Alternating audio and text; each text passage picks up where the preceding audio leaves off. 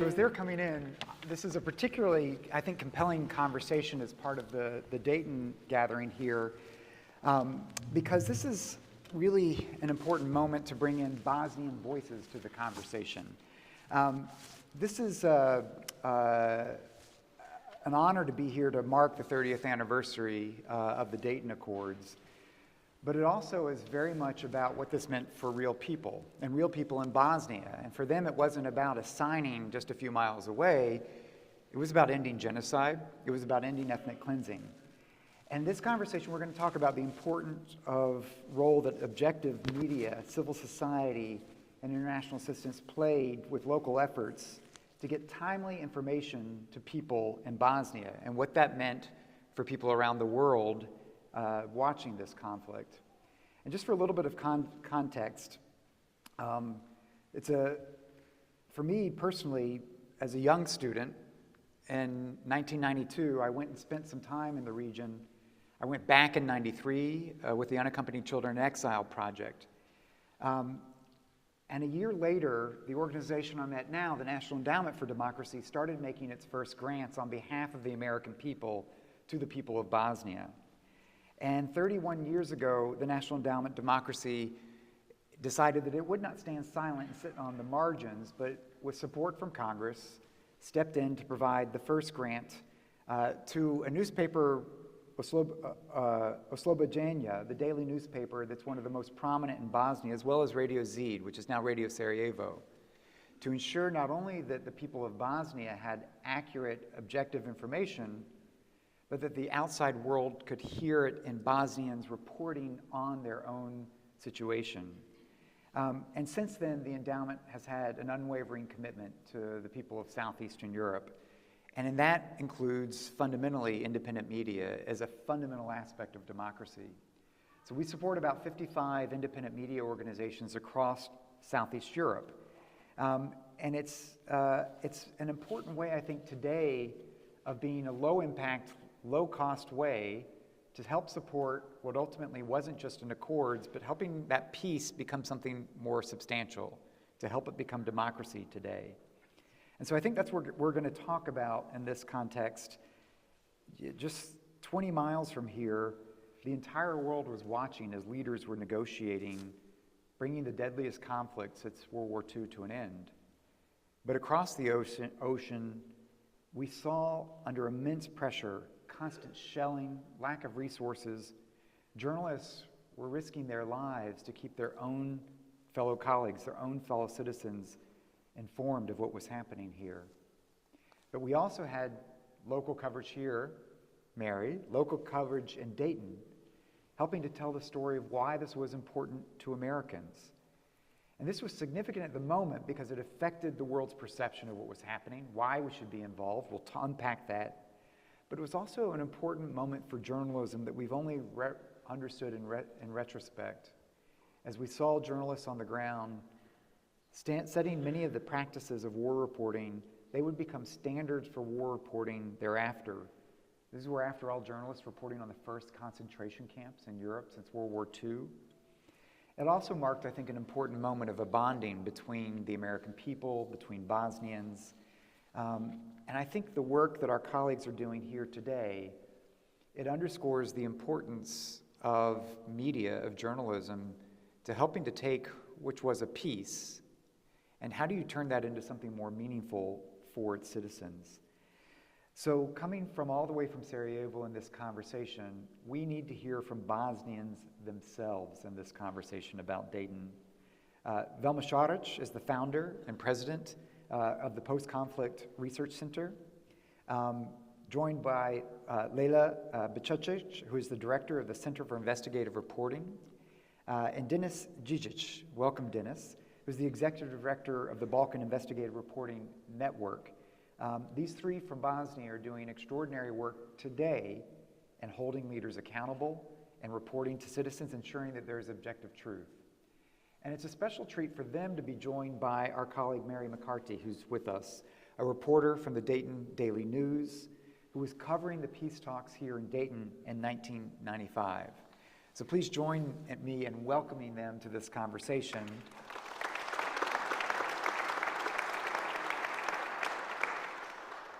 Okay, it was through the eyes of journalists covering this tragedy that the world was forced into action. So I want to start, maybe I'll start with you, Leila. I mentioned that we gave our first grant to local Bosnian entities covering this. But can you take us back and tell us how citizens in Sarajevo, how citizens across the country were getting information in Sarajevo during the siege, across the country during the war? How were people getting access to understanding what was happening around them? Yes, I have to remind you that that Sarajevo was mostly without electricity at that time. So the only voice of hope was actually trying to listen to these radios that were working on the batteries, trying to listen to the news just to make sure that the world is understanding what is happening in Bosnia. So the information was always important and very valid for the citizens of Sarajevo and other cities that were going through the shelling and through the atrocities. The crimes were happening. The only way to share the information was through these glimpses of information that we were receiving on the radio mostly, or at very short periods of electricity through the TV.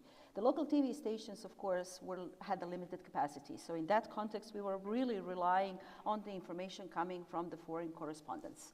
And that was essential for the information, for the correct and based on the truth information in the country, because, again, let me remind you that the war in Bosnia started after the dissolution of Yugoslavia started. And the actual atrocities, the war and the conflict and the fightings and the shellings and everything else were preceded by the media war. Yeah. Because the propaganda war, the media that was actually announcing and playing a pivotal role in preparing the ground for the crimes, have actually tried to portray our war as something completely different, not as an aggression that actually was, but as a freedom fight for certain sides. So in that context, starting to build upon the very weakened media scene in the country with the grants that were coming out first from US, let's face it. I mean, up until probably 2006, the investment into the media, the independent media scene came from the US only.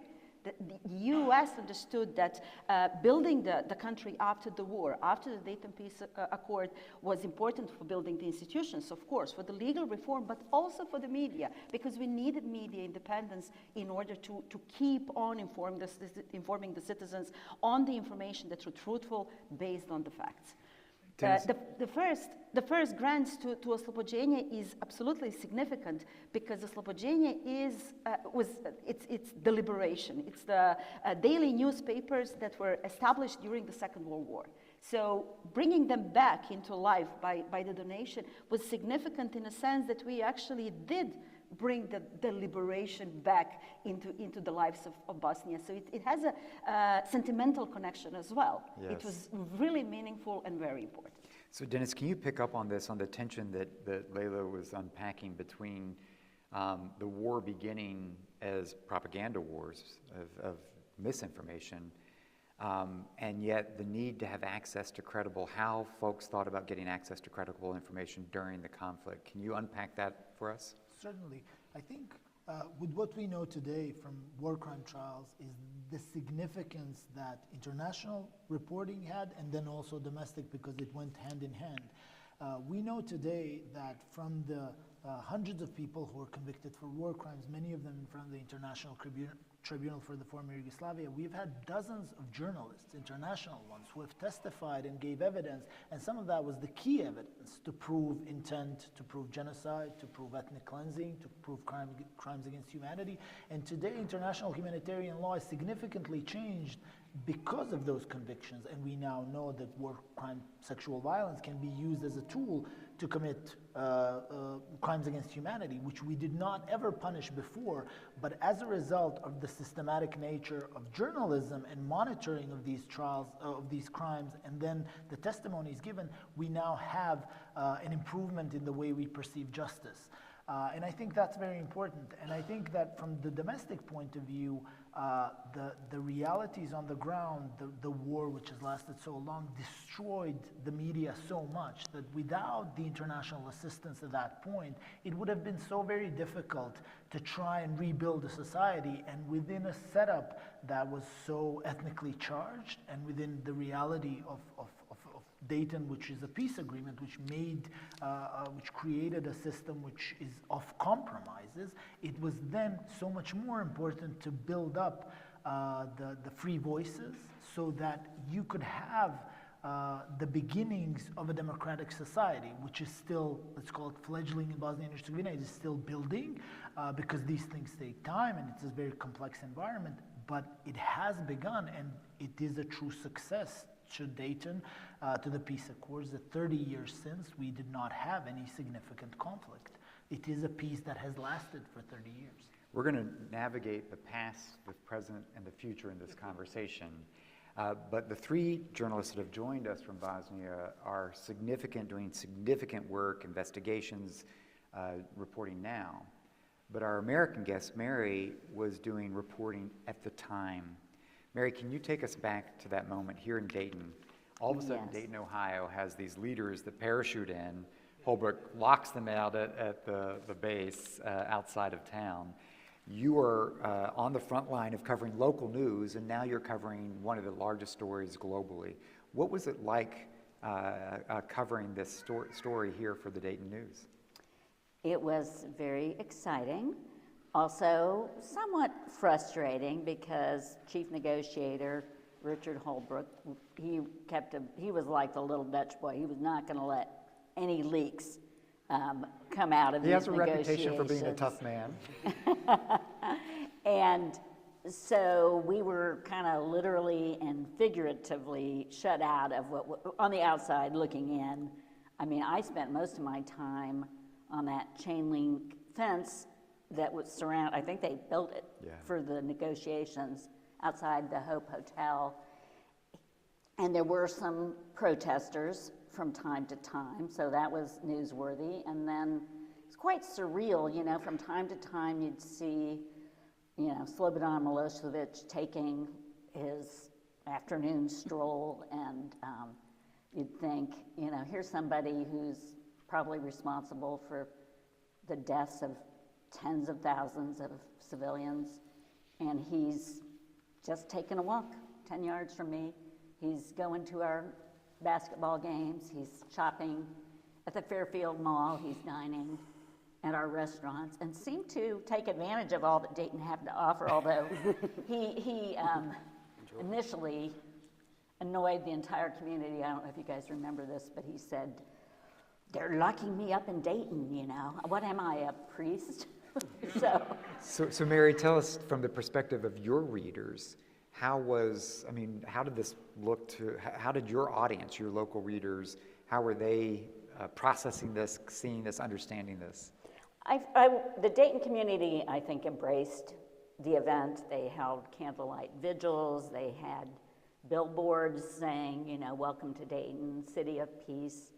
And I think a lot of them really educated themselves because, to be quite honest, the average American probably knew very little about the conflict until, you know, there were some events that broke through like the tragic, you know, Romeo and Juliet story of Sarajevo, the couple crossing the bridge were shot to death by snipers. Yeah. But then even more significantly, of course, the massacre at Srebrenica. Did I get that right? Where, you know, I think it was 8,000 Muslim men and boys were massacred by the Bosnian Serbs. And that really commanded the world attention belatedly, I believe, and probably set the stage for the Dayton Peace Accords. So Mary just hit on an important point, Velma. Let me come back to you. It was but for the coverage of the atrocities that captured the world's attention, it's not likely that there would have been the political leadership pressure will, especially on the American side, to step in to push for this kind of resolution. How do you see the role of journalism in influencing international awareness, international action, response to conflict? Yeah, I mean, as Leila mentioned, majority of news, especially news coming from the foreign journalists, were extremely important. We can even speak about the evolution of journalism and mention journalism intervention, because what really did change is an enormous level of solidarity of the foreign journalists who came and who were living daily with the citizens of Sarajevo. I want to mention that the longest siege in modern history took 1,425 days, that more than 11,000 people have been killed during the siege of Sarajevo, including 1,600 children alone. So this enormous level of solidarity, where journalists literally were living in the Hotel Holiday Inn through the Sniper Alley. They also, what happened was like extremely fast development of journalistic structure, which was extremely important. For example, European Broadcasting Service put the satellite. And it was a period when the journalism was transferring from analog to digital. So having this satellite point, but also having some infrastructure where, for example, the United Nations will hold the meetings, where journalists will be able to collect and gather information, were extremely important. And I would say that this is quite unique. Another thing what is important to mention through the coverage of siege of Sarajevo and Bosnia was also the question of journalistic,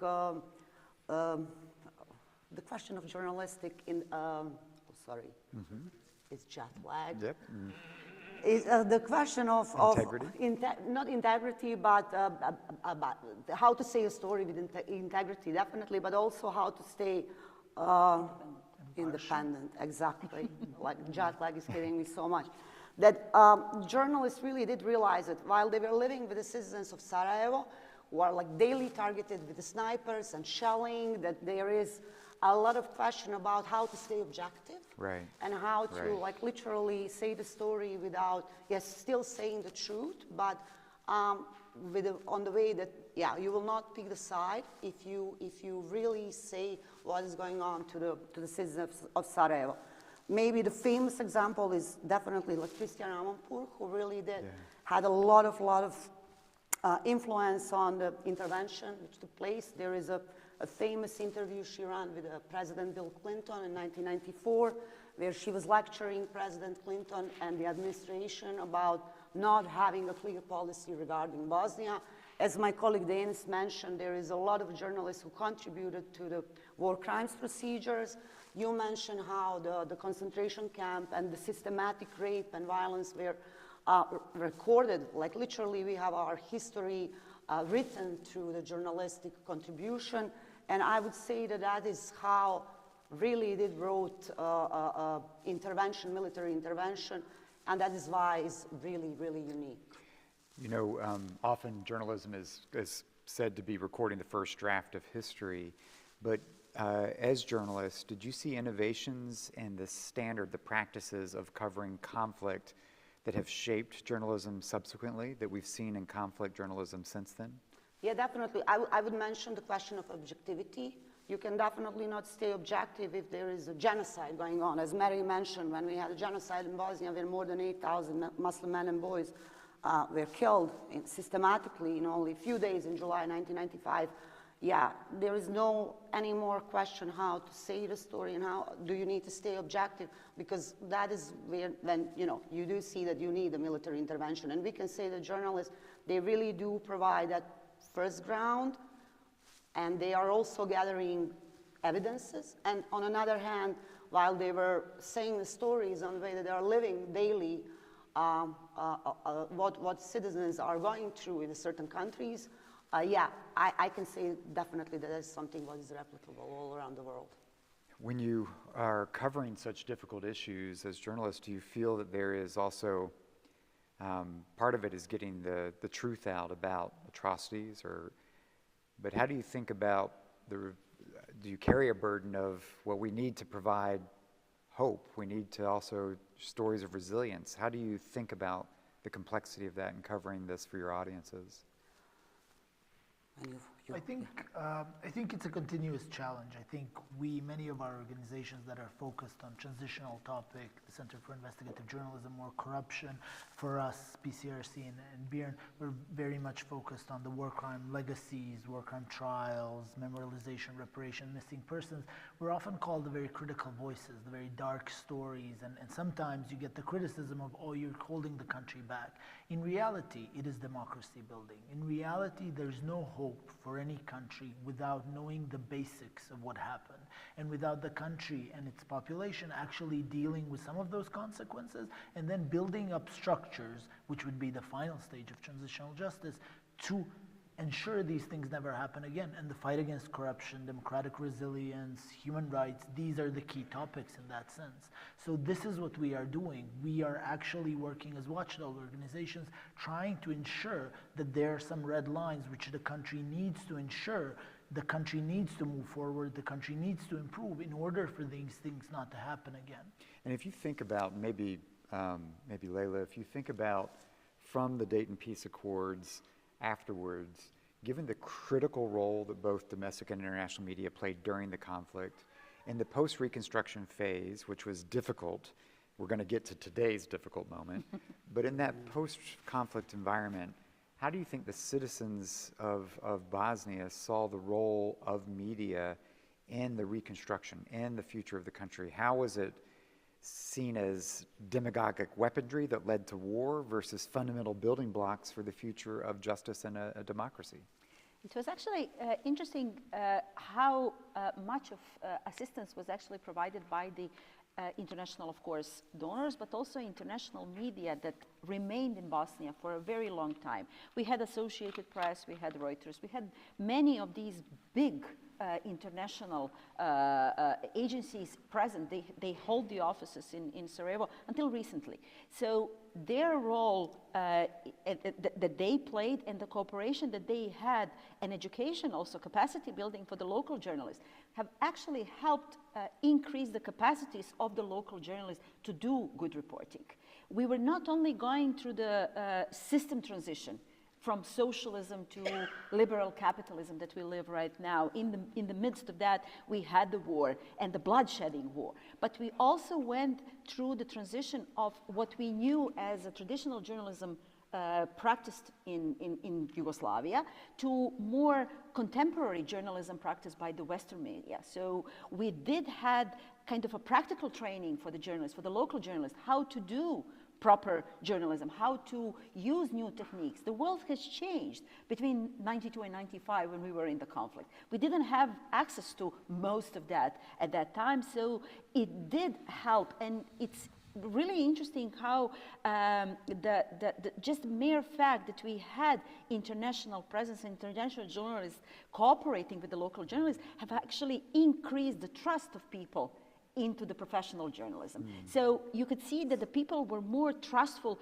for something that came out of a cooperation and assistance from the international journalists being present in the field and working with the locals, than traditional newsrooms that were kind of part of the system, because they were actually anticipated to be very affiliated and very influenced by the political forces, by political allies, businesses, and that is still the case. We have the most professional, I mean, we can talk about this later, but basically even currently, today we are seeing that the most professional journalism is actually practiced outside of the public broadcasting system or the media that are very much public in sense, which is a shame to the point, but it's just the politics found a way to infiltrate too deep. And to capture it. We're going to come back to this moment, but I want to come back to Mary first before we come to the problem of Bosnia today. And Mary, you were stewarding what had been sort of a local news beat that all of a sudden became a global news beat. And there was, we were talking about this last night with some of the architects of the Dayton Accords, where there was zero American support, public support for the idea of, I'm exaggerating, but of American forces going to Bosnia in the wake of what was happening here. And yet, that's what happened. How do you think the coverage, how do you think all of this impacted Americans' attitude towards understanding whether we should support a peacekeeping mission, support the forces that went over after the Dayton Peace Accords, where that was not, there was not a lot of enthusiasm for that while atrocities were unfolding. How did you grapple with that in your coverage here? Well, I think, they brought the negotiations here to the U.S. A lot of the key players wanted, a glittering capital like Vienna, Paris.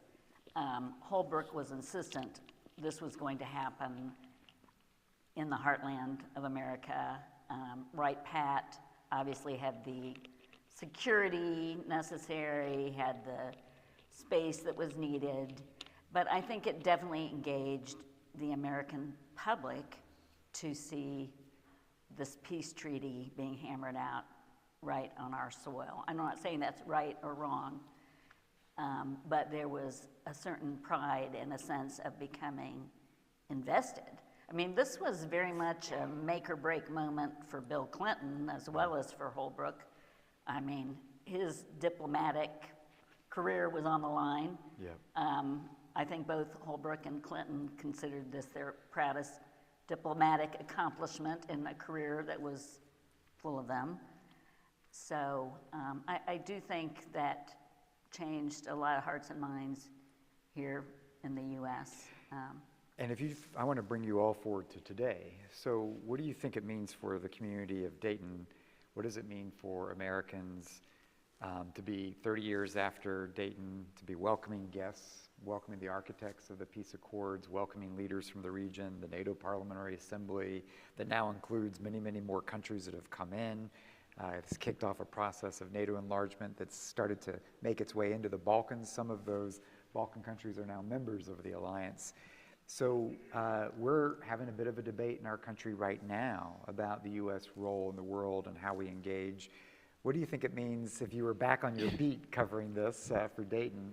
What does this coming home 30 years later, how does it resonate in the city today, in the community today?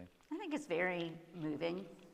I think it does bring back those memories for those of us who were alive and adults at that time of what a sense of pride we had. And driving down the street and seeing all the flags from all over the world on Main Street. It's just a very full circle kind of moment. And it's not as if Dayton has not forgotten about Bosnia or about the peace talks. There are ongoing relationships. Dayton and Sarajevo are sister cities. I'm sure everybody's familiar with the Dayton Literary Peace Prize, which has become very renowned and, brings the most celebrated writers in the world to our town every year. So it wasn't just a one and done situation. I think we enjoy an ongoing relationship with your people that is very significant to us. So the Dayton Peace Accords was followed by a chapter that actually led, whether it's Slovenia, then Croatia, Montenegro, Albania, North Macedonia, countries in this region that are now NATO allies, allies of the United States. That's not the case with Bosnia. So as a journalist in Bosnia today, 30 years after Dayton, Dayton's under attack in Bosnia. There is a concerted effort from Milorad Dodik to repudiate some of the underpinnings of this. There are very honest conversations about whether this framework has saddled Bosnia for the future. How do you think about coverage, the role that media and journalism play in upholding the peace in the country today, where you talk to some of the diplomats here who are here, and they have a degree of concern about that peace? What does it feel like to be talking about 30 years of Dayton when you're in Sarajevo today? Please, Velma. Yeah, I mean, we heard this morning from our minister, unfortunately, how much we struggle with the ethnic division among young people, how we still have these segregated schools, 2 schools under 1 roof, and there is a lot of course, still like challenges we are facing. But I mean, as we also heard, Dayton brought a peace. I wouldn't be here. I mean, I would never sit in Dayton without Dayton Peace Accord. To be honest, I was a teenager. And after we had so many different negotiations, and I would listen to this on radio, also in the basement, I thought that war will never end. And when Dayton was, the peace accord was signed, that was the biggest, like, a moment in my life and the life of my family. So we have peace. Unfortunately, yes, as you mentioned, Damon, our peace is, and our constitution is currently under the attack. We are facing a lot of challenges. People, like ordinary people in Bosnia, are really afraid that new war will start with the shift of global politics, like all around the world, with these new wars in Ukraine and Gaza. We are really struggling, and we really still need a lot of international support. We need to continue and build up Dayton Peace Accord. There is a potential, but there is also, this big threat from Milorad Dodik and Republika Srpska, which is trying to proclaim independence and parallel institutions. So it's not great, but we do still have a hope, and we still hope that we will stay on agenda of the US politics, because beside all these issues we have, Dayton Peace Accord should be a proud moment of American history, really. I mean, considering how much United States invested in post-conflict reconstruction, in our military, in our economy, and believing in human rights and democracy and everything what, US represents, we do hope, that Dayton will be better, and next year we will have a much more reason to celebrate. So Leila, let me continue this with you about journalism today is both holding power accountable, whether it's for crimes committed in the past, but it's also a lot of the work that you're working on is about the institutional dismantling in Bosnia from structures that came out of the Dayton Accords. What's the role of journalism in covering sort of both of these, the past and the current challenges to the legacy of Dayton? Well, the role of the media all around the world is the same, to bring the truth and to educate the people to make their democratic decisions. So that doesn't differ being in Bosnia or in the US. It is important to have a proper information based on the facts brought to the public to help them understand what is going on and what citizens should actually do, what the reaction should be in democracies. And Bosnia is claiming to be a democracy. The role of all of our organizations, or organizations that we are media organization and civil society organizations in general, because we all come from this civil society pool, hoping to help build the democracy in Bosnia for the EU path, is to bring the truth to the citizens despite of their ethnic background. The attempt of the politics all around is to divide by the ethnic groups, divide into the smaller groups that are easier to manipulate. Media that is affiliated with politics is very much a helping hand in that endeavor. So our role, our mission is basically to try to bridge over those obstacles and to bring truth that would actually explain to the people that what we are seeing right now is a product of very much corrupted elite, very much people who are deeply involved in criminal activities that are basically abusing the current setup, including the Dayton Peace Accord, because Dayton is often used as a point of conflict in the country. And the current constitutional crisis is again debating on whether we should go back to something what is being described as original Dayton, whatever that is. But at the same time, what we are witnessing is an interpretation of the framework. Dayton is a peace accord. It's a framework agreement that ended the war. And it was very much welcomed, and still is, because it did prevent a bloodshedding conflict. But what we expected from our politics, and that's something that we are still expecting, is that they would build upon the Dayton Dayton should be improved. We are not hoping that we will come back to US to have anyone, international community, bring us a different document as being called the Dayton II. We want the Dayton to be built upon toward the democracy that we are aspiring toward. And that's the role of media, to help explain that to people and to help people understand and gain the support from people to that. How easy it is, or how widely acceptable that is, that's yet another question. I mean, the politics is a powerful weapon, unfortunately. And both of you have referred to the importance of international engagement and assistance, but I want to flip the script with Dennis to come back to some of the work that you've done. One of the things that we've had the privilege of doing, Velma mentioned, even the challenge of focusing on the Balkans when you've got war in Ukraine, war in the Middle East, and yet at the endowment, as war atrocities started developing across Ukraine, we introduced some of our Ukrainian partners to Bosnian partners. And Dennis, you've talked a little bit about how truth-telling on the media side has been really important for the war crimes work in Bosnia, but what does it also suggest, and how has it helped shape coverage of war crimes in subsequent conflicts? I mean, this is where Bosnia, sadly, has had something to contribute, whether it's in Sudan or in Ukraine.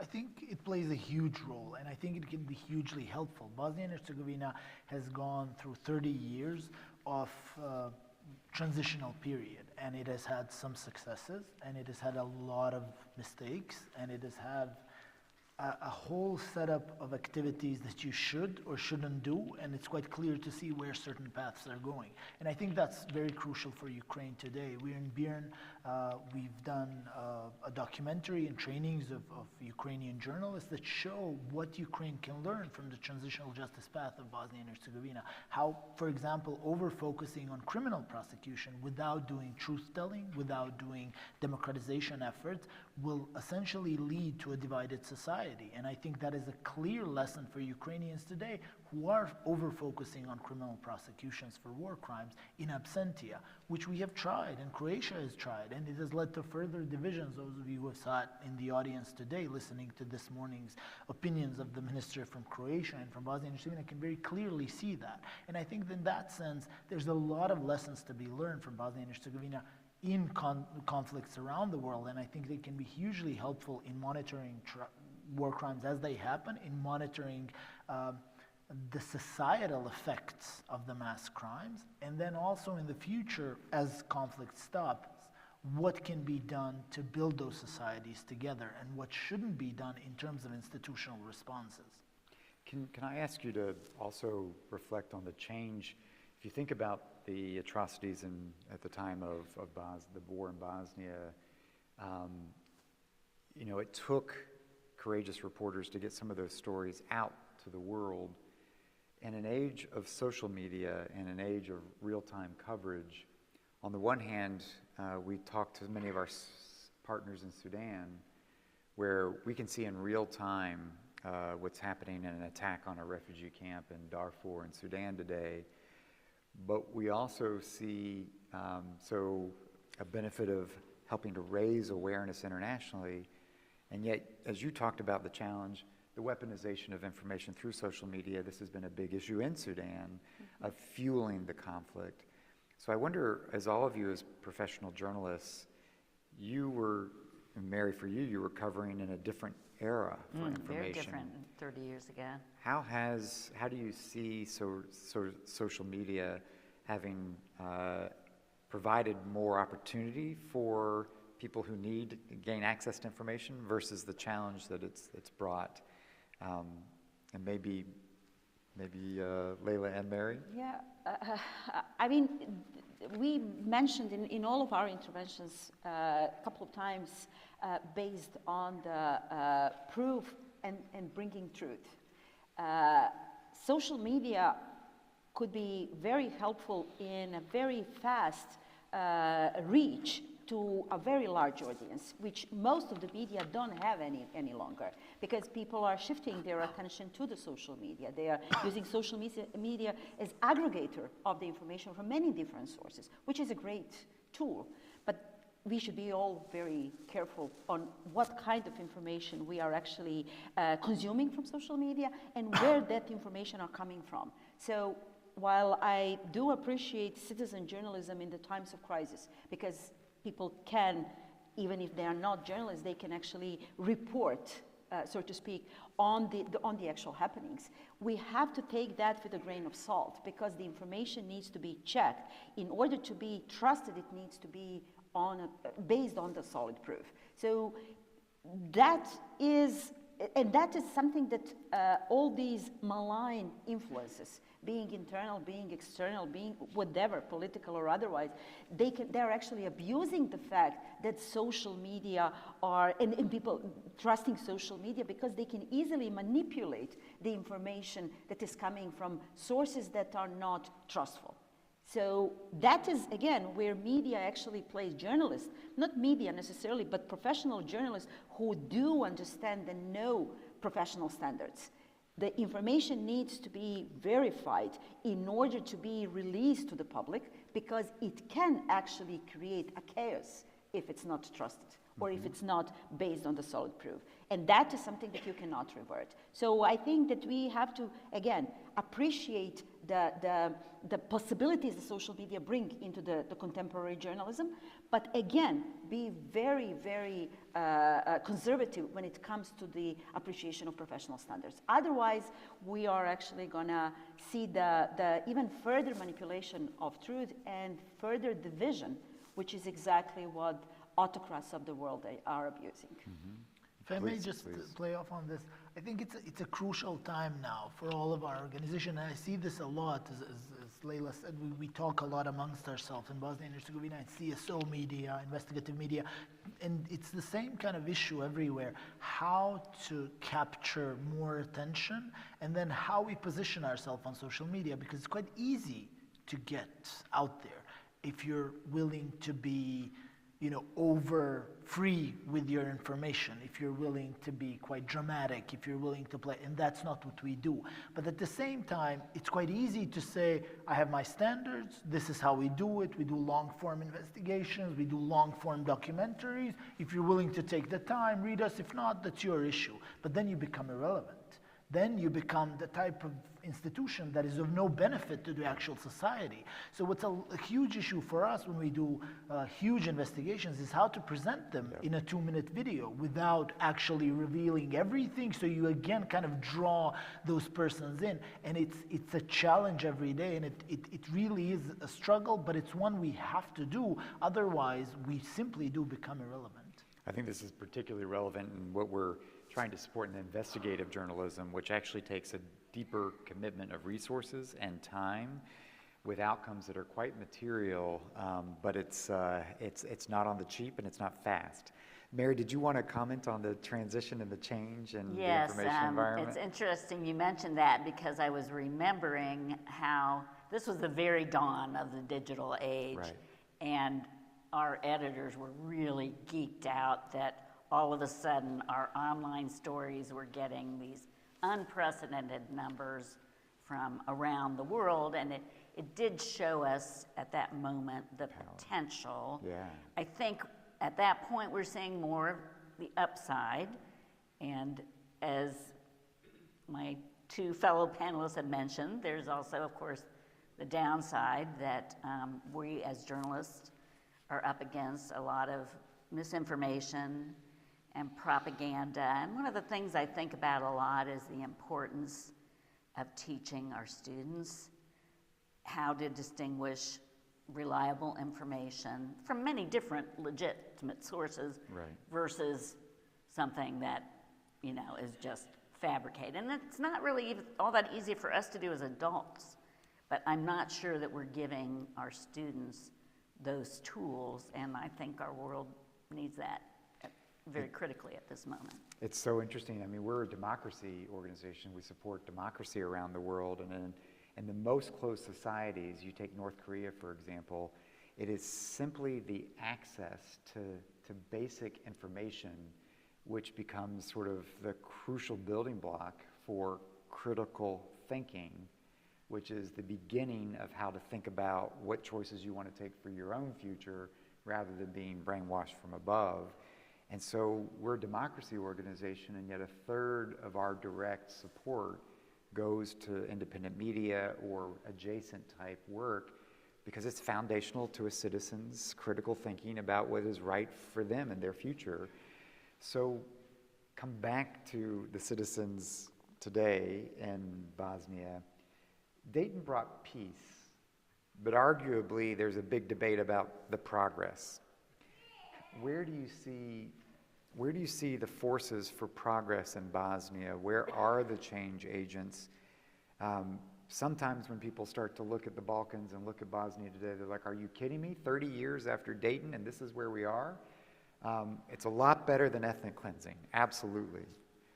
But on the other hand, you think of where France and Germany were 30 years after killing each other in World War II. They were anchored as allies in the EU, going through a massive bout of economic prosperity, obviously anchored with the United States. Where are the forces for change in Bosnia today, Velma? Yeah, I mean, if we take a look, definitely like the role of civil society and independent media, we talk about it. The youth, of course. I mean, we do put a lot of hope that our young people will definitely find a way to be a better agents of change. Currently, there is a mass protest happening in Serbia and Belgrade, run by young people. So they can definitely be that power. But I'm going to mention today, because this year we will be commemorating 30th anniversary of Srebrenica genocide. I'm going to mention the role of victims and survivors in the process of transitional justice and memorialization, and also peace building, especially the role of mothers of Srebrenica, for example, who, for example, they were the force which really influenced the international law and majority of war trials.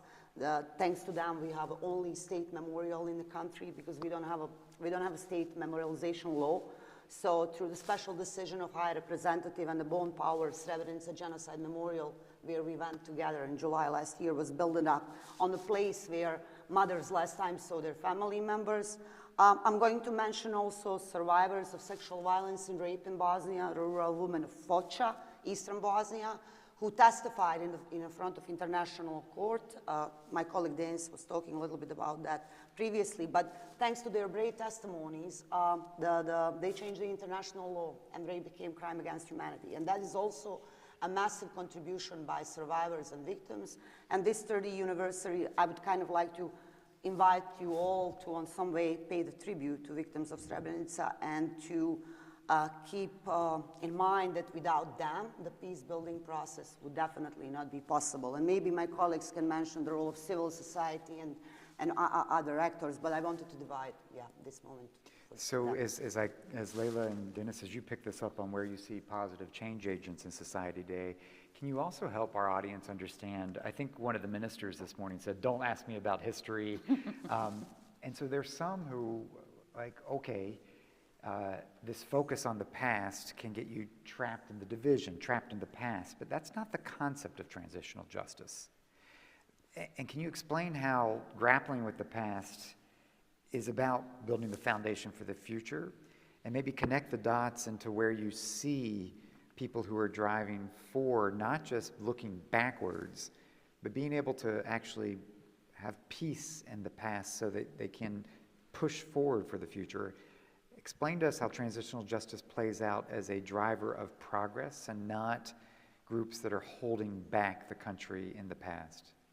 Well, certainly. Transitional justice is a concept. It's basically structured in a way in order to move a country forward. So the whole idea is to move a country forward to a democratic area. It has 4 pillars. The first one is the right to justice. So it's to provide victims a sense of justice, to prosecute those guilty.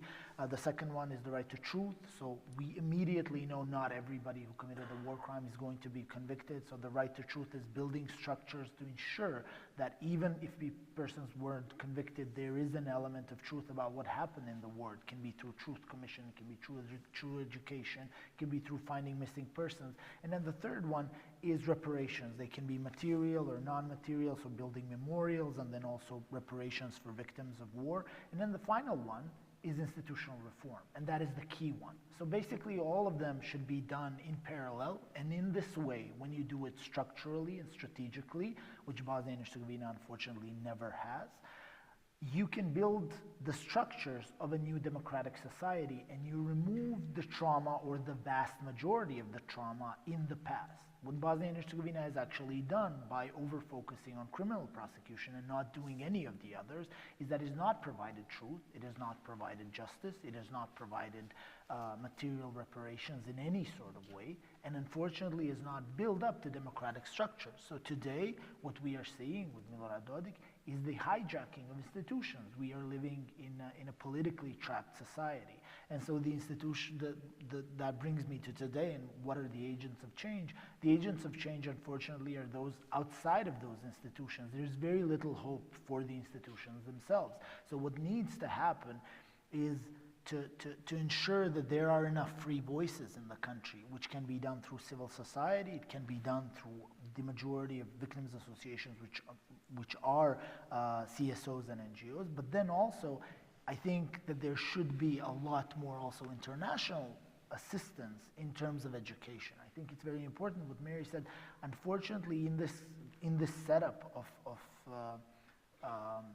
capturing the state and all of its institutions, we've also seen the politicization of education.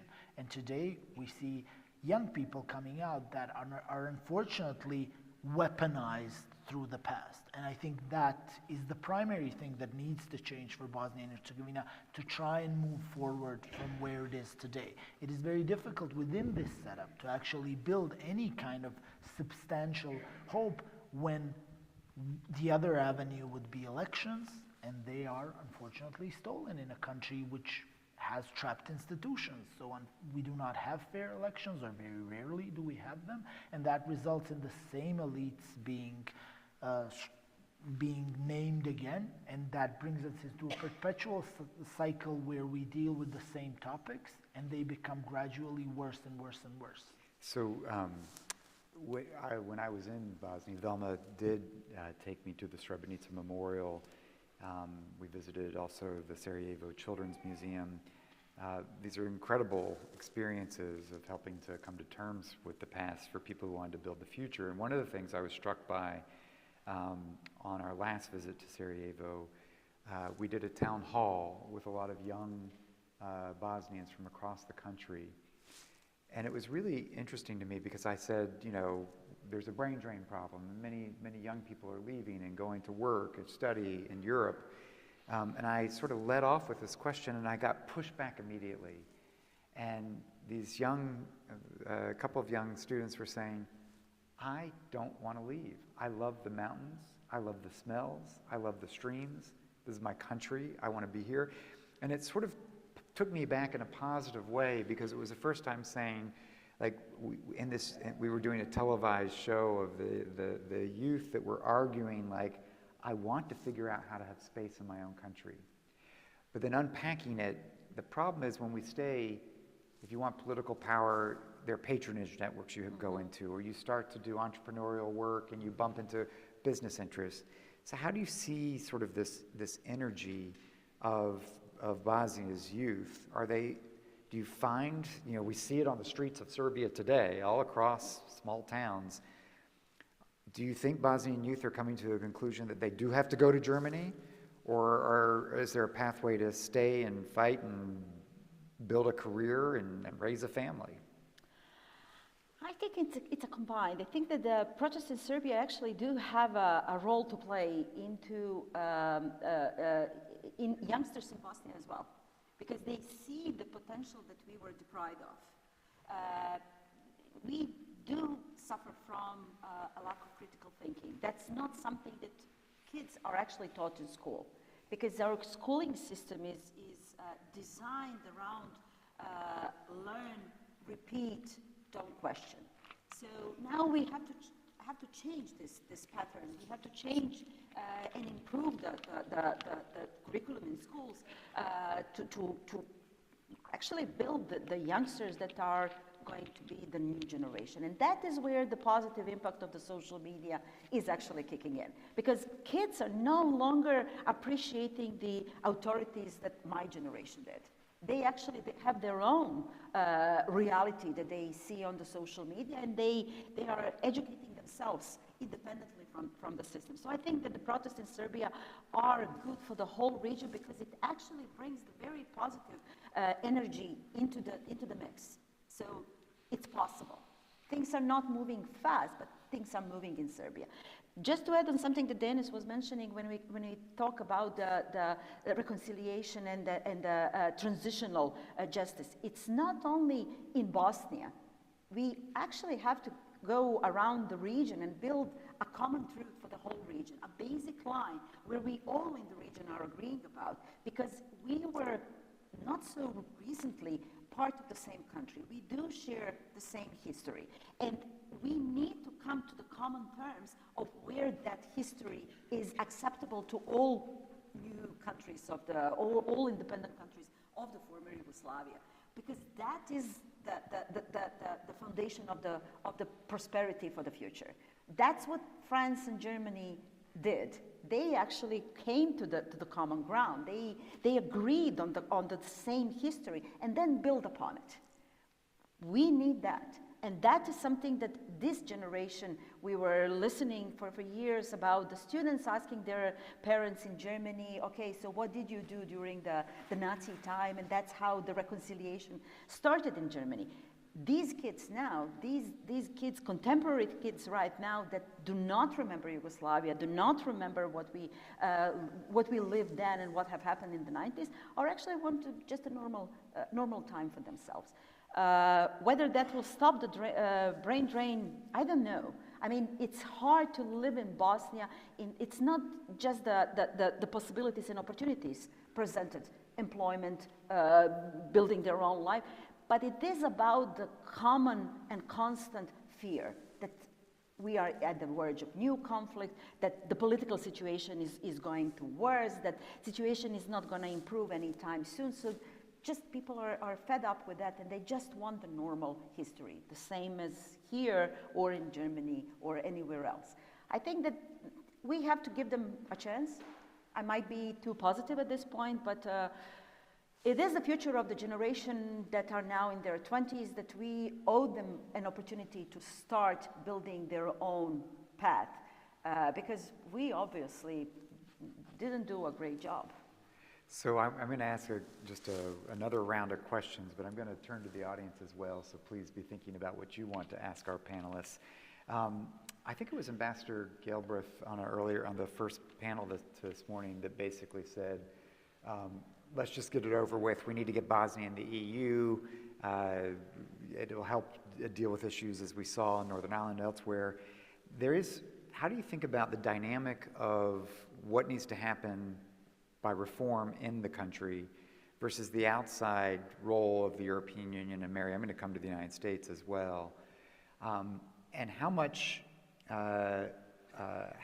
do actors want to see an EU enlargement process that accelerates so that they're part of the European Union, and that might mean softening some of the requirements, not being as tough on meeting some of the standards, with others in Bosnia who actually want the EU process to incentivize the meeting of standards and the meeting of some of the reforms that would be required, which politicians, I think, are betting maybe we don't have to do. How do you see the dynamic between the EU enlargement process as a driver of reforms versus providing cover for not doing the reforms? Felma. I mean, we do have a lot of work to do. We talk about education, we did talk about the rule of law, and I mean, there is a lot of reforms we need to do as a country, definitely, and invest in. Leila mentioned regional collaboration and cooperation, which definitely is a part of this larger process, which neighboring countries around Bosnia, such as Serbia and Kosovo, are part of. But I mean, I do agree somehow with Ambassador Gilbert, and we, despite all these struggles and troubles we are dealing with, our only future is European future. I mean, beside NATO, considering where we are 30 years now after war, after like Dayton Agreement, and we were mentioning Srebrenica genocide and the process of remembrance, there is a lot of work we need to still do, but there is a lot of also opportunities, and we have a biggest youth unemployment rate in Europe. Leila just mentioned young people, and the joining the EU would provide a lot of opportunities for youth, which we would like to create, definitely, and if the young people are the future of the country, this would definitely help the process of giving also hope to ordinary citizens, giving us also opportunity to provide mobility for young people, be a part of these larger programs, and get possibility to integrate into the EU as our only future. So yeah, that is our long-term goal and hope. That is what we are.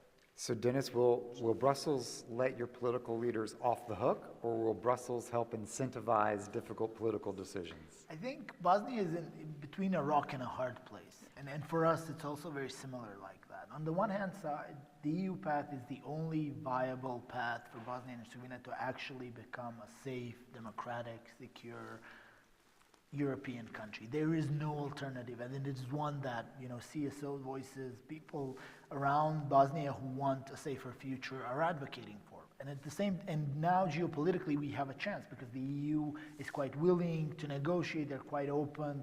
They've kind of lowered the standards.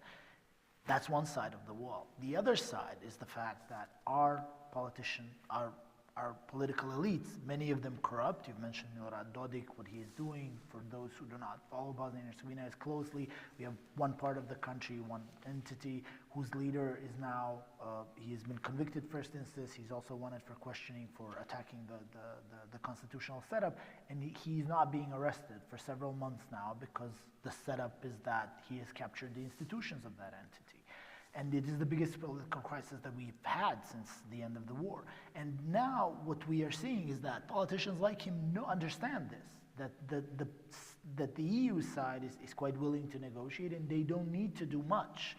And that frightens us because it means that there might not be the red lines, the standards of the EU, and that we might get inside the EU as is, in some kind of Cyprus scenario where part of the country is kind of moving a bit forward and other parts are not, and where we might be, for the long term, a country that is not democratic, where you see tendencies like you have in Hungary, where it is illiberal democracies, and it is not a safe place for free voices, for critical journalists, for any kind of advocacy towards human rights.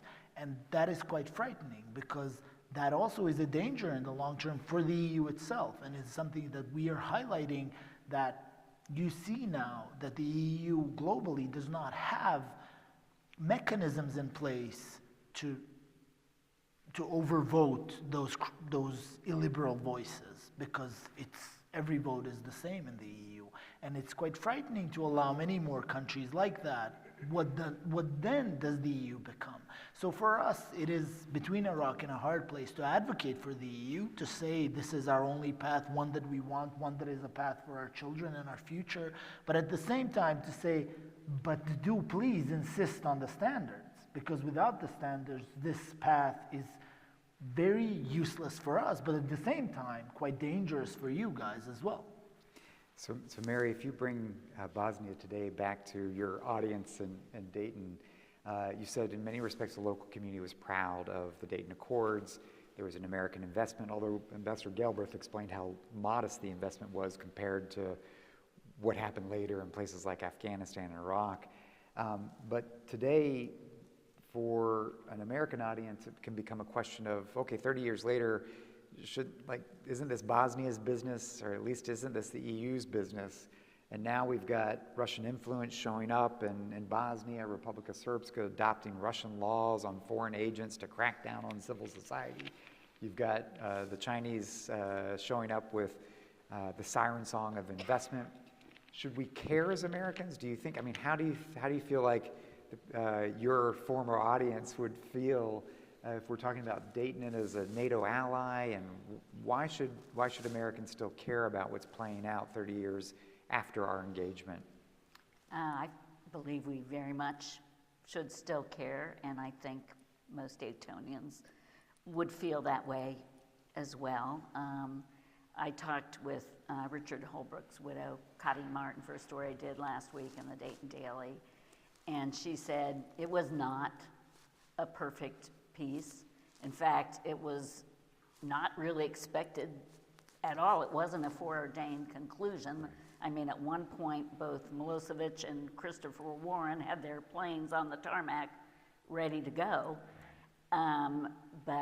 And she went out and saw Milosevic in the parking lot and said, you know, he was pacing, and she said, I think you have something on your mind. She drags him in, and they bring in Uzbekovich, and, you know, he said, well, you know, this isn't perfect, but my people want peace. And then Holbrooke and Christopher Warren got the hell out of there.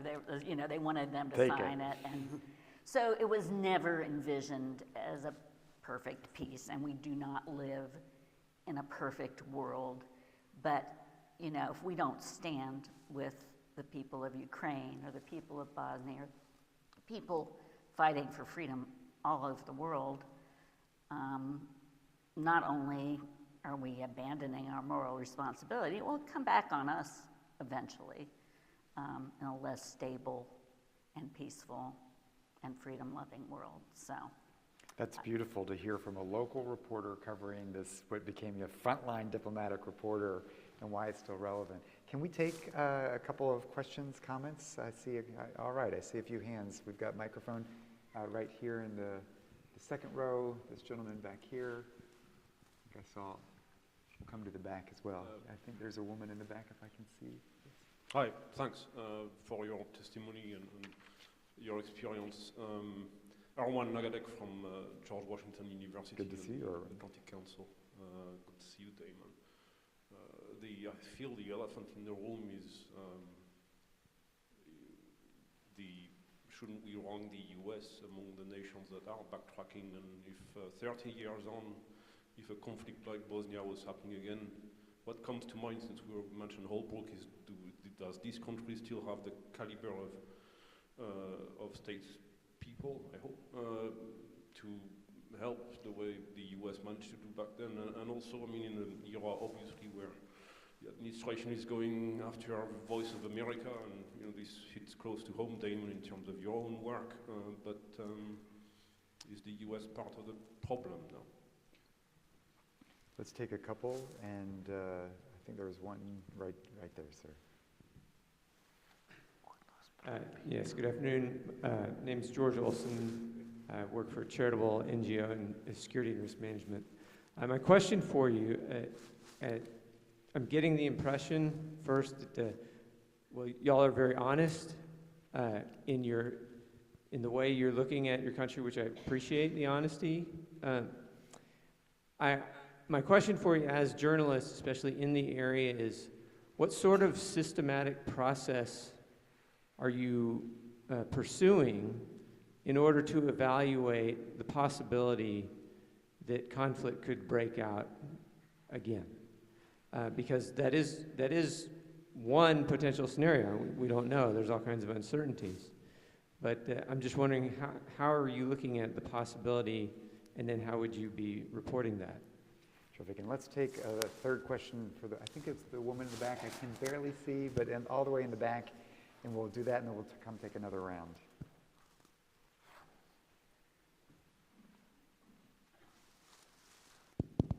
Okay. Okay, you're not the woman in the back, but we'll take you and the woman in the back, please. We'll take both. Please, go ahead. Yes, please. Are we talking to her? No, you can go ahead, sir, and then we'll take her. She didn't have the microphone yet, so you go ahead. I would like to thank Congressman Turner's office, Gene Saunders over there, for giving me the opportunity to be here today and to listen to these wonderful people up here on stage. I was in the Bosnian War. I was in Kosovo. And I witnessed a lot of tragedy over there, and I've seen a lot of bad things. And I don't wish that on any country. The one thing that really, really sticks in my mind, and I hate to say it, it was the bricks around the NATO facility in Zagreb. I don't know if you've any have heard this, a wall. It's called the Wall of Shame. And it said it went around an entire city block. Bricks stacked as far as 5, sometimes 6 feet tall, sometimes a couple of feet. And these weren't cemented in place, but they had the names of the people that were killed in the Bosnian War. What happened to those bricks? Where did they go? And what happened to those names and the families? Did they get retribution for their family members being slaughtered by the Serbian government? Does anyone know? Thank you for your service. We'll come up to bring that in, and we'll take our last question in the back, please. Sorry. No, thank you. Hi, thank you all for being here. I really appreciate the time that you've taken to be able to speak to all of us. I'm a mother, I have my toddler here with me, so I appreciate everybody's patience. And my question kind of goes hand in hand is, what do you hope for the future of journalism for generations to come? Thank you. All right.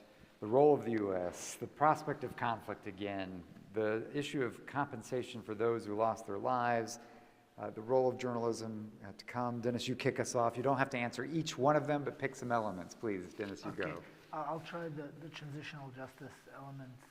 So in terms of how do we monitor it, quite systematically. So other than monitoring all of the war crime trials, we do a lot of investigative stuff and reporting about crimes against returnees all across Bosnia and Herzegovina, and then discrimination rights. So a lot of different kind of mechanisms to show where Bosnia and Herzegovina is backsliding and how institutions are being abused, for ethnic rights, but against other ethnic groups. In reality, when we talk about a new conflict, it is very unlikely that means a full-scale conflict. There's simply not, it is not the 90s anymore. There's not enough capacity, there's not enough will. And the key issue is there's not the pressure cooker anymore. It's quite easy to leave Bosnia and Herzegovina, and a lot of people who are that disgruntled do leave. The reality, unfortunately, is that within this kind of biggest crisis that we do have, there can be either something happening quite local scale, where an individual person, because of PTSD, because of the lack of justice, or because of what he's seeing by politically abused media, does something, a terrorist attack, something like that, and that kind of escalates into a mini kind of security breach. That's still quite significant. It can be quite harmful to the country, but I think that's the kind of top limit of where we're talking about realistically. And it's something that we as media organizations do cover quite extensively. Thank you, Dennis. In terms of just the rights of victims, I want to thank you for what you said. In reality, for those bricks, we tried once to do a story about that. In Zagreb is in Croatia, and Croatia is gone into the EU without actually going through the mess that the rest of the Western Balkans has. Because why? We talked about Germany and France. Because it's a clear winner in the war. It doesn't have the other side anymore, and Bosnia and Herzegovina still does. All three sides of the war are still there, while Croatia just has Croatians. So in reality, nothing's happened to those bricks. The names on those bricks belong to people who were killed in the Bosnian War. You asked about what they received. Bosnia and Herzegovina is also a champion of convicting people for war crimes, but then also the biggest loser of all. Why? Why do I say that? Because it has convicted almost 1,000 people for war crimes. It is a huge number. There are some huge convictions out there for genocide, for crimes against humanity, for ethnic cleansing. All three of the commanders of all armies, the top commanders, were convicted in The Hague for different crimes and for different elements. So there has been a degree of justice. Unfortunately, that justice has not been communicated and has not been handed down to the victims in a sense of individualizing it, explaining it, and then doing reparative activities in terms of giving them, adopting a law on torture victims, giving them pensions, and all of the things that should have been done in order for that perception of justice to land home. And that is why we have so much PTSD, so much division, and why it's so easily to manipulate with our discussion about the war. But thank you so much for that question. So Velma and Leila, pretty brief answers, and we'll close with Mary. I would like to say thank you for your service. Thank you for serving in Bosnia and Kosovo, first of all. And I mean, I'm going to mention just this question regarding the role of the U.S. And I mean, we do hope, and that is, I think, realistic expectation that we will, in the next period, get a new ambassador, which will be an American diplomat, hopefully. So that would be one concrete step how the U.S. can help us. The sanctions from 2018, the U.S. Treasury sanctions some of these politicians who would like to, create these parallel institutions, and they are attacking constitutions. So I do see that as a way of, supporting Bosnia. Further, diplomatic support, supporting central institution and the state that it doesn't collapse. Diplomatic, economic, financial support to our state institutions. And on the other hand, the role, of course, of the U.S. and working with allies such as EU and UK. The future of journalism, if I can say something about that, what I'm hoping, because we talk so much about war journalism and the role of war journalists, I would like to mention a project generously supported by NED, which we do with the young people, where we try to use peace-building journalism, and we would like to, we train young people into journalistic techniques, basic journalistic techniques in photography. Up till now, we had 175 people from all around Bosnia. They published more than 1,500 articles. It's not just about peace-building journalism and bringing stories of positive change and tolerance and interethnic, interreligious dialogue. It's also equipping young people with the knowledge and tools how to search for the right information. And that is, I would say, one way, and that is where I hope that I see development and much more peace-building journalism instead of war journalism. So. Thank you. It's a great effort. Great effort. Please, Leila. Not much to add. I think that the journalism will prevail, but it is, to a certain extent, the role of journalists to fight for their profession. I don't think that any freedom is actually given by an outsider. It needs to be fought for, and it needs to be fought against anybody who is trying to intimidate or endanger. So I think the journalist actually needs to step up, needs to bring back the professional standards, and needs to understand that that is their profession. Otherwise, it's not going to be served on a plate. So so it is prevailing, but we need a stronger fight, and we need solidarity among journalists. When it comes to America, is America part of the problem? Hope not. I want to believe that America is actually going to continue what they did. I can tell you from the Bosnian example, I can tell you from the region and the other places that I followed, American intervention, one way or another, have actually meant that that country is coming out of a problem. So I want to believe that reforms that Americans did, and I worked for American Bar Association for 10 years, and I know the legal reforms that we did at that time were essential for building the institutions of Bosnia and Herzegovina, constitutional courts, Supreme Courts. Most of the legal institutions that we still have in the country are product of the American intervention. I want to believe that that is going to continue to be American role in Bosnia, in the Balkans, and elsewhere in the world where the assistance is needed. We need you to point out on the democracy and to say, we need, as a civil society, we need American rule of law in place to be able to point finger and say, this is what we want. Mary, please. Well, the gentleman mentioned the Voice of America, and I'm very concerned about the withdrawal of funds from what was such a critical part of our diplomatic efforts. I'm very alarmed about the threat of withdrawing funds from respected news organizations such as NPR and PBS. I'm very alarmed when our president frequently refers to the free press as the enemy of the people. So what I would wish for journalists going forward in the immediate future, for us to band together and assert our First Amendment rights to say, we're not going to settle frivolous lawsuits. If you don't let AP into the White House press briefings, none of us are going to go. And then I would love to see the American public support journalists by not turning away. I hear a lot of friends right now saying, oh, I just can't watch the news, can't read the news. I don't mean doom scroll all day long, but subscribe to your newspapers, pick out legitimate news sources and watch those, listen to those, and use your voice to insist that America continues to be a beacon for free speech and democracy. It requires our vigilance. It's not given to any country. We have to fight for it. That's what I would say.